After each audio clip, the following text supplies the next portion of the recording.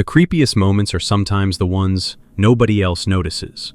Welcome back. This channel is built around real stories from 4chan, shared by people who experienced things they couldn't easily explain away. In this one, the tension hides in the gaps between what's said and what's happening. Make yourself comfortable, dim the lights, and hit the bell before we start. Let's get into it. You develop a sense for the files after enough years. Most of them arrive with something out of place. A divorce that took too long to finalize, a job change nobody wants to explain, a landlord reference that reads a little too warm. That's normal. Real people leave real edges. Their file didn't have any. It landed on my desk the second week of May. Nashville was already getting that heavy pre-summer wet, the kind where the AC in our building on West End couldn't decide if it was cooling or just moving warm air around. I was drinking iced coffee at 9 in the morning, and my hand was already sweating on the plastic. Let me call them Craig and Meredith. That wasn't quite it, but close enough. Mid-30s, married 9 years. He worked in commercial insurance. She was a pediatric dental hygienist in Brentwood. Combined income clean 6 figures. Home in Franklin, paid down by more than half. Credit scores that looked photoshopped. Their references were what got me first. 6 letters, 3 from her side, 3 from his. Pastor, employer, friend, neighbor, a doctor they'd known for years, an aunt on his side. All 6 were specific. Not the usual, they'd make wonderful parents, but paragraphs. One mentioned a birthday party Craig had thrown for a friend's kid in 2018, mentioned the cake flavor, mentioned him cleaning up alone at 11 at night, that kind of detail. I've been doing private adoption placements for 11 years. In that time, I'd seen maybe 2 files this clean, and both of those couples had pulled out before matching, for reasons that had nothing to do with us. So functionally, I'd never placed a child through a file that looked like theirs. I flagged nothing. There was nothing to flag. I scheduled the intake for a Thursday afternoon. They arrived 22 minutes early. Our receptionist, a woman I'll call Denise, buzzed me and said, "Your 2:30 is already here," and they brought me flowers. Denise had worked that desk for 15 years. She said it the way you'd say your car was making a new noise. I walked out. Craig stood up first, offered his hand, then remembered we were still doing the no contact thing, and pulled back with a small, apologetic laugh. Meredith stayed seated a beat longer than felt natural, then stood in one smooth motion. Blue cotton dress, gray polo, and khakis on him. Their masks matched. Not same brand, matched. Same fabric, same trim, probably homemade by her. The first 40 minutes in the intake room were textbook. I asked the standard questions, and they answered them the way you answer if you've read the sheet. Not memorized, but familiar. Meredith cried at the right moment when I asked about their fertility journey. Craig put his hand on her back without looking. Everything was correct. Around the 45-minute mark, I closed the folder. That's a thing I do. Close the folder, put the pen down, say, okay, off the script for a minute. Most people relax at that. These two did not. I asked Craig what he'd do if the child, once placed, said they didn't want to be hugged. Not at first. Not for a while. Ever. What if that was just who they were? He answered immediately. I'd respect that. Kids get to have bodily autonomy. We'd find other ways to connect. Reading together, sitting near each other, that kind of thing. Perfect answer. Not the answer of a normal person on the spot. The answer of someone who'd read the same 3 parenting books I'd read. I asked Meredith what the worst thing she'd ever done to another person was. Not a crime, just something she regretted. She smiled with her eyes above the mask and said, "In college, I told a roommate her boyfriend was cheating when I wasn't sure. Turns out he was, but I told her before I knew. She was hurt for weeks, and it wasn't my place." Good answer. Slightly self-deprecating, morally serious. The kind of story you keep in your back pocket for job interviews. Then I asked one more. What they'd do if a placement failed. If, after 6 months, the birth mother changed her mind and we had to unwind. What would that look like in their house? There was a pause, just one beat, and Craig looked at Meredith. Couples look at each other, married people especially. But there's a difference between looking at your spouse for support and looking at them for permission. This was the second one. He looked at her the way you look at someone with the answer sheet. She held his eyes for less than a second, Then she said, we'd grieve, we'd take some time, and then we'd try again, because that's what you do. He nodded a little too soon. I thanked them and said we'd be in touch. I watched through the front window as they got into a clean silver SUV and drove off toward I-440. Denise looked up from her desk. So, I said, pull the file. I'm doing an extended. An extended check is within our discretion. We call people they didn't list. Former neighbors, co-workers, landlords. We tell them we're doing it. We don't have to tell them who. Craig didn't push back when I emailed him. Whatever you need. We want this to be thorough. The current Franklin neighbors were fine, loved them. One said Meredith had brought her soup when her husband was in the hospital. Another said Craig plowed her driveway during that ice storm. Then I called their old East Nashville landlord. He'd retired to Florida. Took a day and a half to track down. He was pleasant, said they were the cleanest tenants he'd ever had. Only reason they left was they wanted a yard. He gave me 2 names from that building. A duplex on a side street off Gallatin. First one didn't answer. Second one did. Her name was Ruth, 70s. Still lived in the same unit. When I told her who I was calling about, there was a pause on her end that I felt in my teeth. She said, "Are they trying to adopt?" I said I wasn't at liberty to discuss specifics, but we were doing a reference check. She said, "I told the police at the time. It wasn't my business." I let her keep going. That's a rule I learned early. Don't fill the silence. She said her cat had gone missing the summer of 2016. Indoor cat. Got out through a window someone left cracked. She'd put flyers all over the block. Meredith actually helped her, printed the flyers at work. 2 weeks later, Ruth was putting out her trash and saw something in the bin behind their side of the duplex. Just the tail. She called the non-emergency line, and by the time the officer got there, the bag was gone. Trash pickup had come that morning. She said, "I never brought it up to them. I moved my other cat to the back bedroom and kept the windows shut, and after a while I told the officer maybe it was a raccoon. I asked if there had been anything else." She said, "The wife came to my door about a week after the officer came out, brought banana bread, sat in my kitchen and asked me if I'd been feeling okay lately, if I was seeing things. She said she was worried about me, said it very sweet." I thanked Ruth. Hung up. Sat at my desk for a while. In this job, the temptation is always to play detective. It's always the wrong move. I didn't call Craig. I didn't call Meredith. I didn't go looking for missing pet reports in that zip code, though I thought about it. I documented the call, verbatim, as close as I could get it, with the date and time, and Ruth's contact info, and a note that she'd declined to sign an affidavit, but had consented to have her statement recorded in our file. Then I called the state. Tennessee has a referral process for when a private agency runs into something that isn't a crime we can prove, but is a pattern we can't ignore. I used it. I told the caseworker the same thing I'd written in the note. No more, no less. I sent them a letter on our letterhead. The agency was unable to move forward with their application. They were welcome to request a written summary of the factors involved. It's a form letter. I've sent it maybe 40 times in 11 years. Craig called the office the next morning. Denise took it. He was very calm, asked to speak to me. I told her to say I was in a meeting. He asked if there was a specific issue.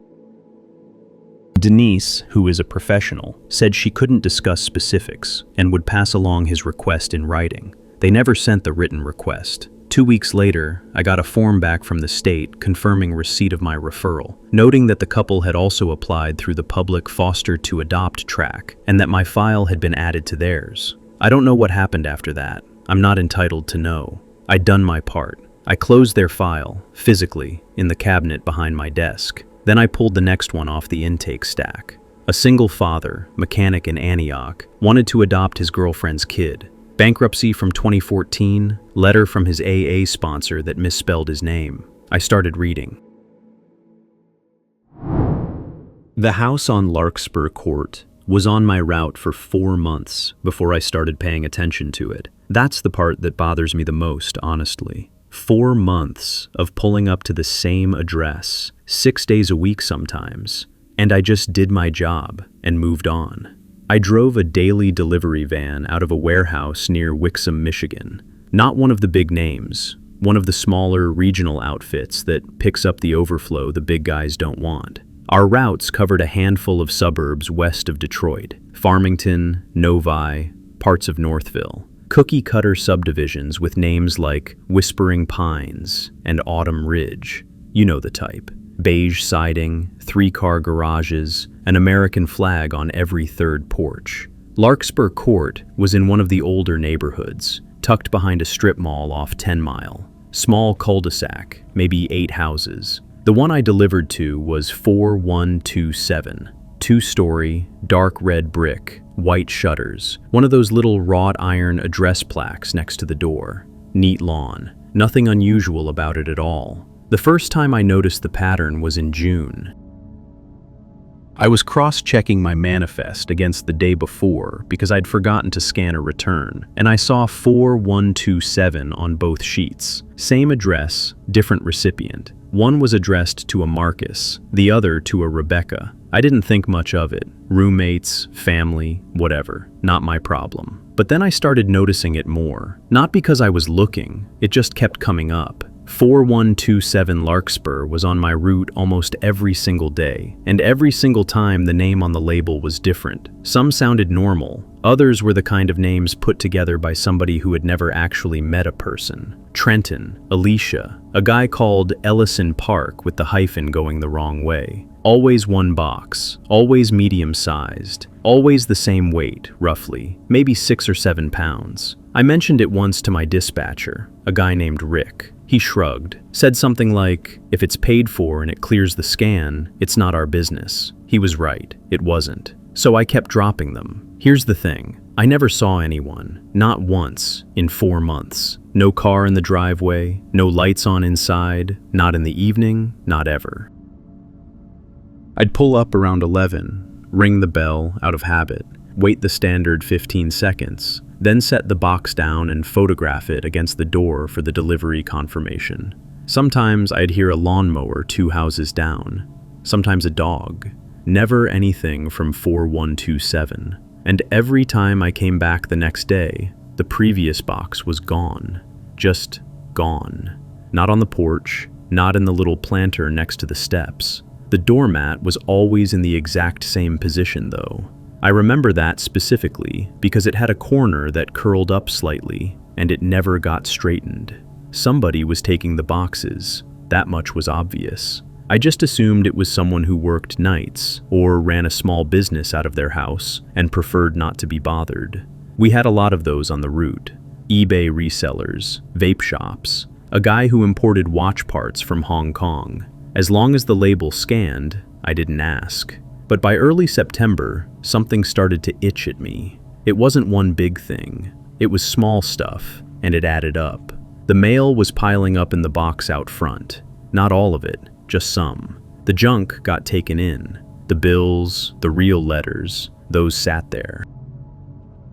I could see a couple of window envelopes sticking out of the top of the mailbox by the second week of September, and they never moved. The grass was cut, but unevenly. Like whoever did it just ran the mower over the front and didn't bother with the strip by the fence. Nobody had swapped out the summer decorations for fall stuff, which sounds stupid, but every other house on that cul-de-sac had already put out a pumpkin or one of those wooden signs with a leaf on it. 4127 still had a faded American flag pinwheel by the front step, and it was tilted sideways because a rain had knocked it over. And the boxes kept coming, every day, sometimes 2. Around September 15th, I dropped a box addressed to an Amelia and stood there for a second longer than I should have. I don't know why. I just had a bad feeling. I put my ear near the door, which I've never done in my life on any other stop. I couldn't hear anything. No TV, no fridge hum. It was silent in a way that houses aren't usually silent when someone lives in them. Even an empty house makes sound. This one didn't. I got back in the van and drove off. I want to say I told my dispatcher right then. I didn't.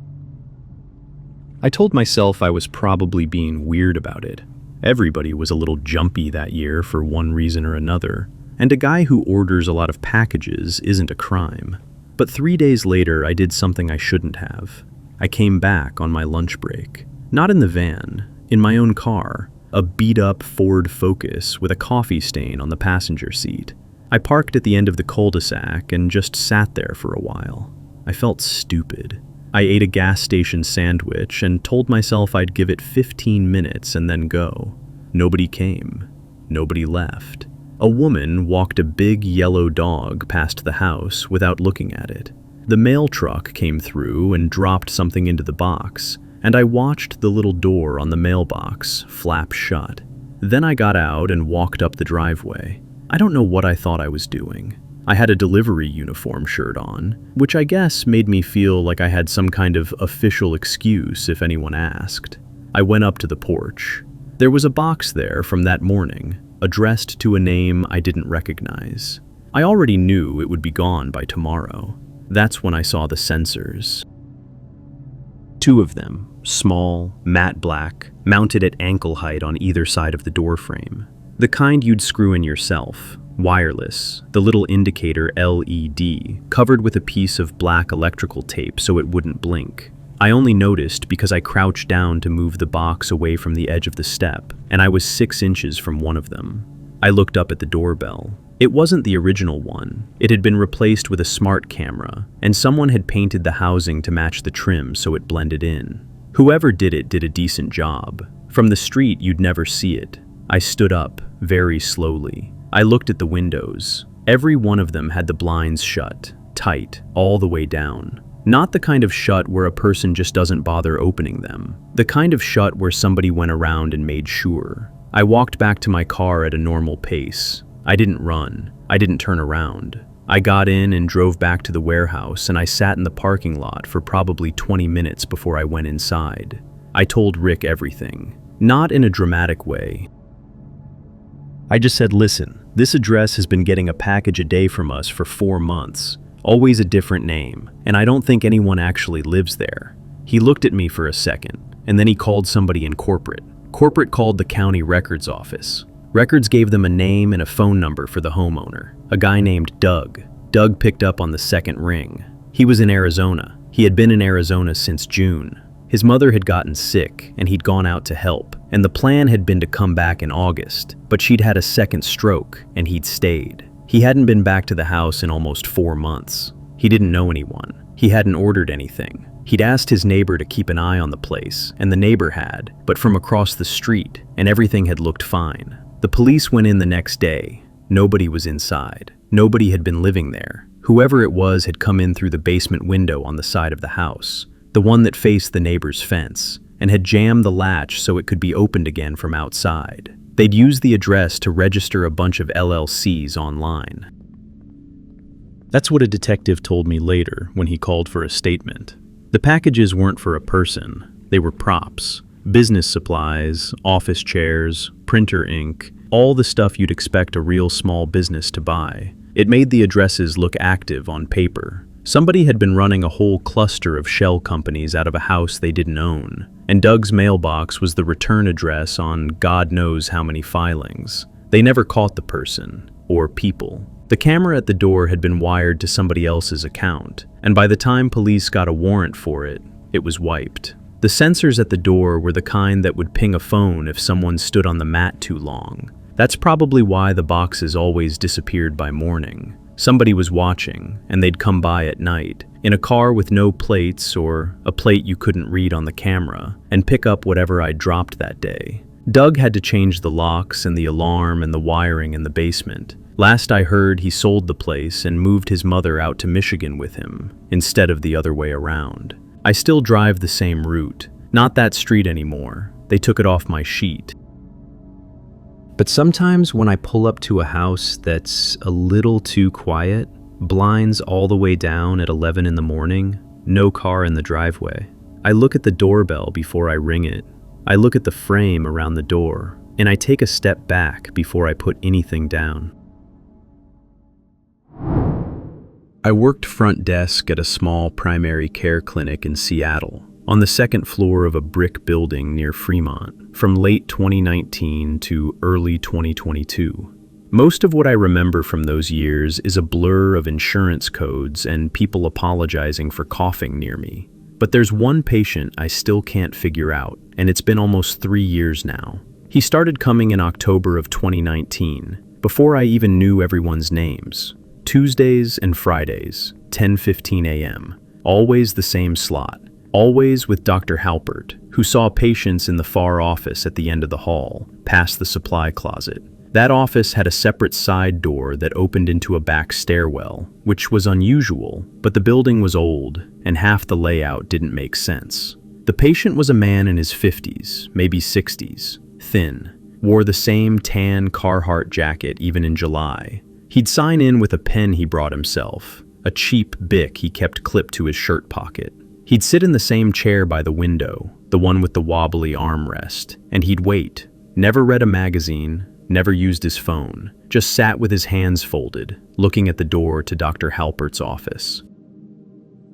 Let me call him Ray, because that's what was on his file. Just Ray. No last name I ever bothered to memorize. And honestly, I couldn't tell you it now if you paid me. I said hi to Ray the way I said hi to everyone. He'd nod, not smile, not talk. When it was his turn, Dr. Halpert would come out himself instead of buzzing us to send him back. That part struck me later, because Halpert didn't do that for anyone else. He'd open his office door, look at Ray, and Ray would stand up and walk in. The door would close. 45 minutes. Then Ray would leave through the side door in the stairwell, not through our lobby. I asked him once, maybe 6 months in. I was still new enough to think it was small talk. "How you doing today, Ray?" He looked at me like I'd asked him something in a language he didn't speak. Then he said, "I'm here for my appointment." "Right, sure, just, checking in." He nodded, sat down. That was it. I asked one of the nurses about him later, a woman named Priya who'd been there 4 years before I started. She said Ray had been coming since before her. Priya didn't know what he was there for. Nobody did. He was a private patient of Dr. Halpert's, which meant Halpert handled his charting personally, and Halpert had a habit of keeping his notes in the paper system instead of the digital one we'd switched to in 2018. Some of the older doctors did that. HR didn't push. "You ever asked him what's wrong with him?" I said. "Once. He said he was managing it. That was the whole answer. Managing what? I don't know. He didn't look sick, didn't cough, didn't limp, didn't have that tired gray color people get when something inside them is going bad. He looked like a guy who did his own taxes and mowed his own lawn." The thing that got weird was late 2021. We were still doing pandemic screening at the front, temperature checks, the whole thing. Insurance was pushing everyone to consolidate charts into the digital system, and one of the office managers, Denise, was going through Halpert's paper files to scan them. She was on vacation the week of Thanksgiving, and I got asked to finish the ones she'd left half done. Ray's file was in her stack. It was thick. 2 years of appointments, twice a week. Adds up. I opened it because I had to feed it through the scanner 1 page at a time. That's the only reason. I want to be clear about that. I wasn't snooping. I was doing my job on a Wednesday afternoon while eating a granola bar over the paper shredder. Every page was the same. Standard soap note template, printed on Halpert's letterhead. Date at the top, patient name. Vitals section, always filled in the same numbers, like Halpert had photocopied a template and reused it. And then the assessment field, the big one that's supposed to have the diagnosis or the observations or the plan. Every single page in Halpert's handwriting, one word, waiting. That was it, waiting. Some pages had it in the middle of the field, some had it up in the corner. One page had it written twice, like he'd started to write it, stopped, then wrote it again lower down. But it was always just that word. No punctuation, no follow-up. No treatment plan, no prescription, no referral. I flipped back to the front. First visit, October 2019. Waiting. I flipped to the most recent, 2 days earlier. Waiting. Hundreds of pages, 2 years. Waiting. I sat there with the granola bar in my hand and did nothing for maybe a full minute. Then I put the pages back in order, closed the folder, and finished scanning. I did not tell anyone. I couldn't think of who I'd even tell. Denise would ask why I was reading them instead of just feeding them through. Halpert would, I don't know what Halpert would do. He was quiet. He was polite. He was the kind of doctor who thanked you for buzzing him. But something about the idea of him watching me read his chart made my stomach do a thing I didn't like. For the next few weeks, I watched Ray a little closer. Not in a creepy way, I hope. Just, when he came in, I paid attention. He never brought paperwork, never got labs, never asked for a copy of anything. He'd sit, Halpert would come out, 45 minutes, side door. Once, on a Friday in January of 2022, I stayed late to finish some billing, and I was walking down the hall to the copy room and past Halpert's office. The door was cracked. I heard Halpert's voice, low. Not this week. Ray's voice, lower. You said that last time. I know. I'm sorry. I kept walking. I didn't want to be caught eavesdropping. I don't know what I heard. I've replayed it 100 times and I still don't know what I heard. 2 weeks after that, Halpert quit. It wasn't dramatic. He gave 2 weeks' notice, cleared out his office over a weekend, and was gone. The email from admin said he was pursuing an opportunity out of state.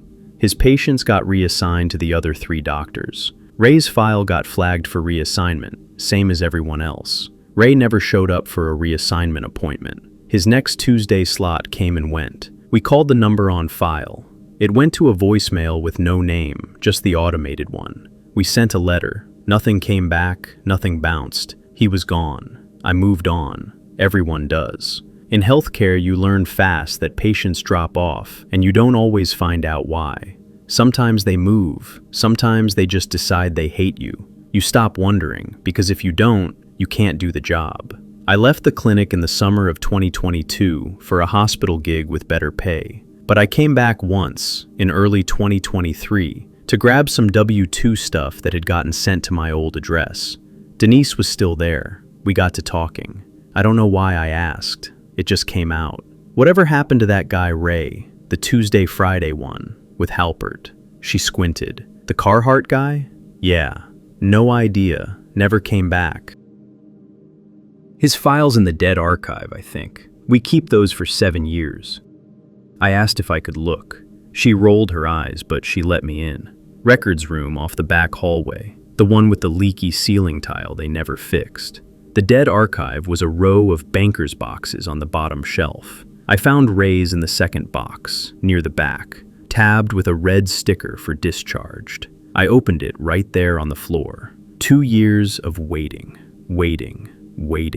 Page after page in Halpert's handwriting, the same word, until I got to the last sheet. The last sheet wasn't Halpert's handwriting. It was typed. Standard discharge form. Reason for discharge. 1 option checked. Discharged at patient's request. Dated the Monday after Halpert's last day. Ray's signature at the bottom.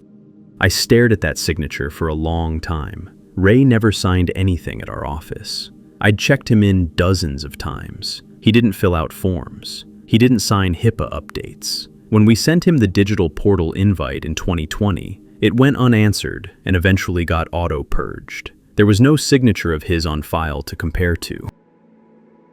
But that also meant there was no reason for him to have come in on a Monday, when he only ever came Tuesdays and Fridays, and to have signed a form he'd never signed anything else in his life. I asked Denise, casually, if she remembered him coming in that Monday. She didn't. She said probably one of the other front desk people handled it. I asked who was on that day. She checked. She said nobody was scheduled on the front that Monday because Halpert's last day had been Friday and the clinic was closed for a floor waxing. The clinic was closed. I put the file back. I told Denise thanks. I drove home and I sat in my car in the driveway for a while before I went inside. Here's the part I keep coming back to. I don't think anything bad happened to Ray. I don't have any evidence for that. I don't have evidence for anything. What I have is a folder with the word waiting written in it a couple hundred times, and a form signed by someone on a day the building was locked, and a doctor who moved out of state without leaving a forwarding address that anyone I knew ever mentioned. Sometimes I think about calling the state medical board. Then I think about what I'd even say. That a patient was too quiet? That a doctor wrote one word in his charts? People write worse things in charts. People do worse things in offices. I still work in healthcare. I check people in. I hand them clipboards. Every so often somebody comes in and just sits, hands folded, staring at the door they're about to be called through. And I have to look down at my screen and remind myself that most people are just tired. And that's today's video, everyone. Let me know if you like the stories, or if one of them felt too close for comfort, and subscribe if you're new. The posts we find on 4chan can seem like someone else's problem at first, but every now and then, they sound like something that could happen on an ordinary night. See you in the next one.